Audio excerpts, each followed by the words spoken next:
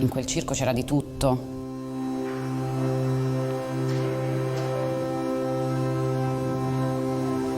Ma l'attenzione principale era su 3 animali. Papi, ci sono oggi un cavallo e la tigre. E se quella era l'attrazione principale, immaginiamoci il resto. Era davvero uno spettacolo inaccettabile, infame.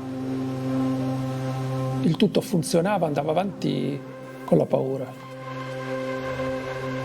Ricordo il senso di grande tristezza, unito però a rabbia o comunque forte indignazione che non poteva nessuno di noi lasciare inerme.